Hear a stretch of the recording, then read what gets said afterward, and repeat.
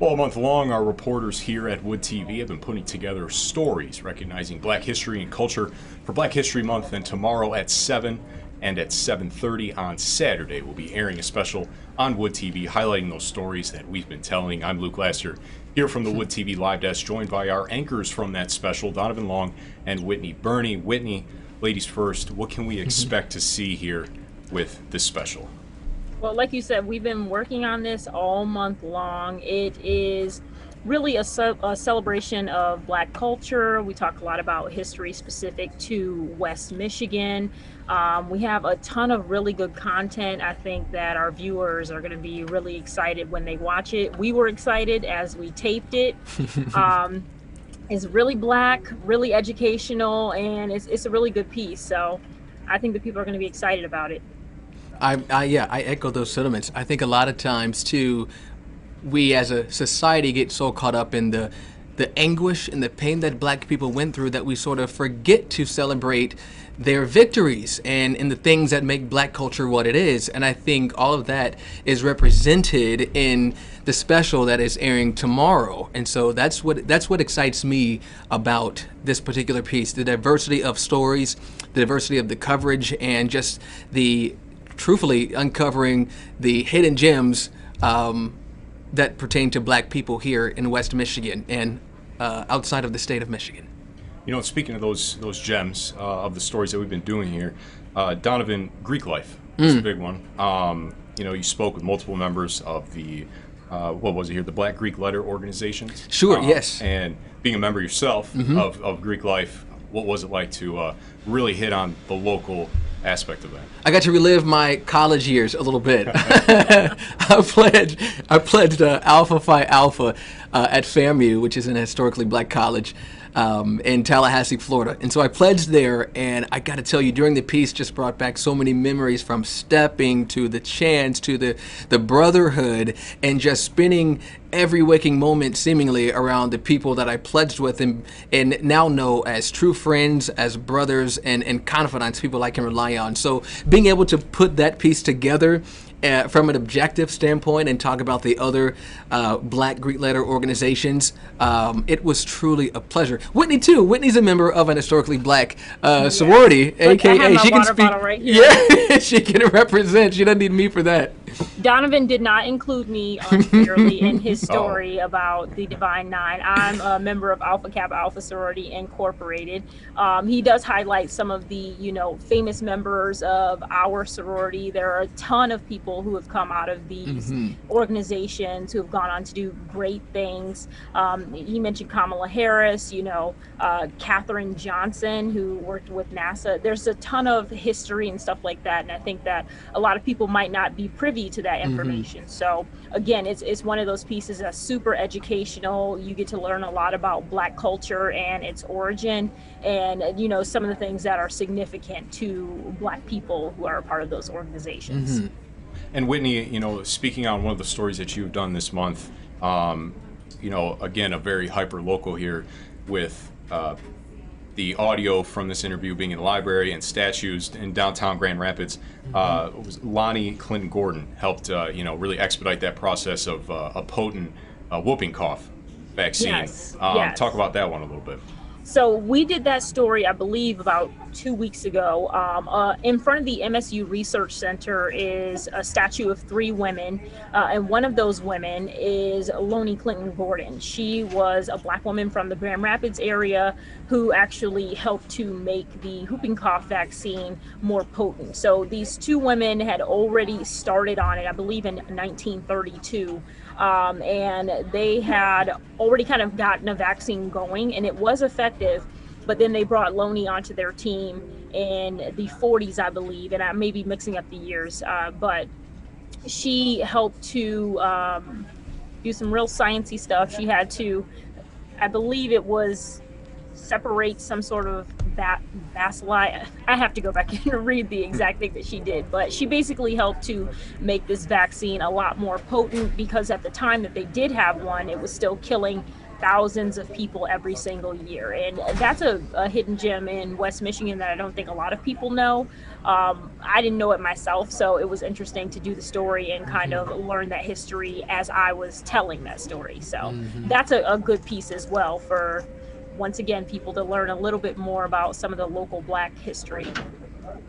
You know, in terms of the special, again, airing at 7 o'clock tomorrow on WOOD TV and 7:30 on Saturday, any other in particular stories, you know, that have really kind of stuck out to either of you this month?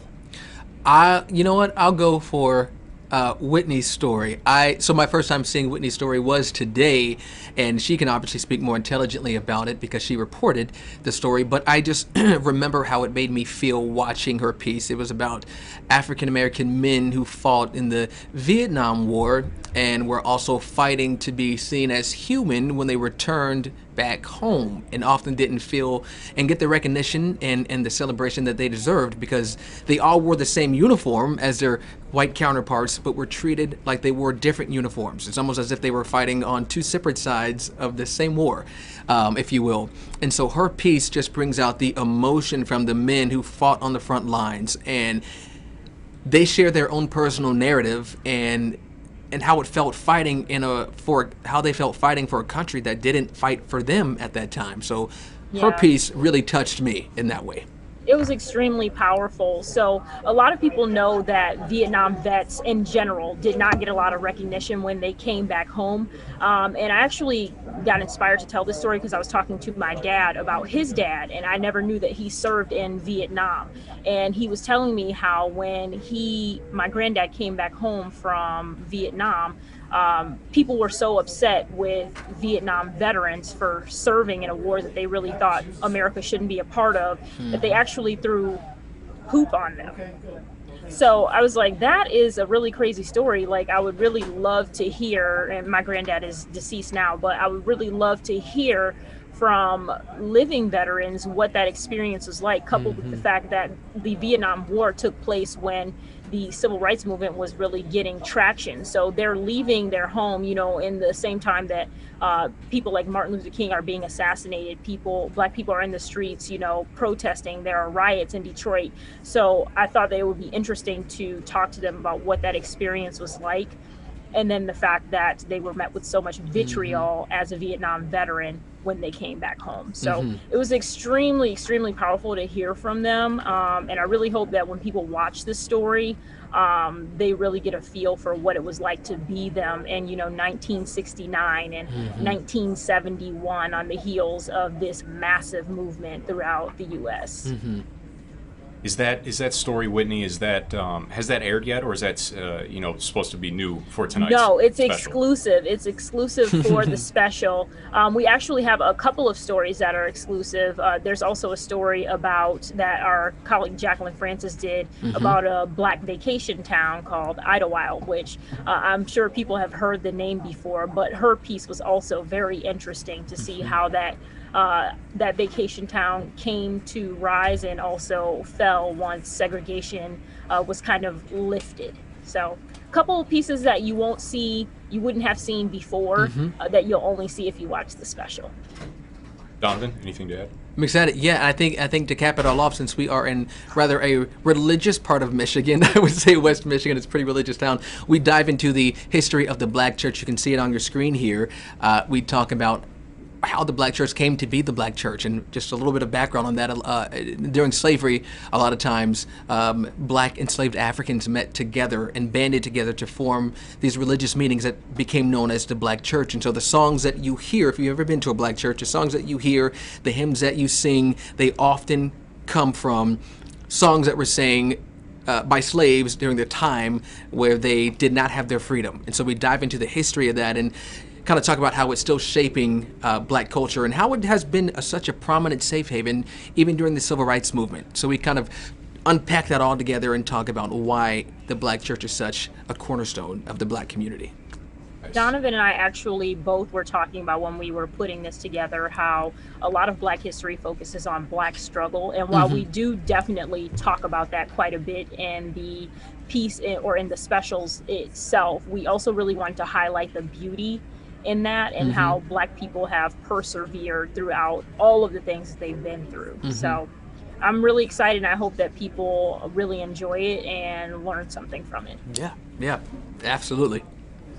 All right, ladies and gentlemen, Donovan, Whitney, any other final thoughts that you'd like to add? Again, 7 o'clock tomorrow night, 7:30 on Saturday on woodtv.com for this special. Any other final thoughts here? I'm excited, man. I'm excited that Wood TV gave us, our whole team, not just us, you see us right now, but give our whole team this platform to be able to elevate Black stories and to celebrate the culture. So I'm just thankful for our news organization being able to sort of lift that part of our community up. Yeah, make sure you guys tune in. I promise it's going to be good. For sure. All right, ladies and gentlemen. Well, we're going to wrap up the stream now. I do have some footage here as we end our stream there of Donovan and Whitney recording this. Here you can see our studio. Again, ladies and gentlemen, you can find everything that you need over on woodtv.com. We have a section on our website, as a matter of fact, over under the community tab called Black History Month. You can see all the stories there from this month. From the Wood TV Live Desk, my name is Luke Lasser. Have a great evening, folks.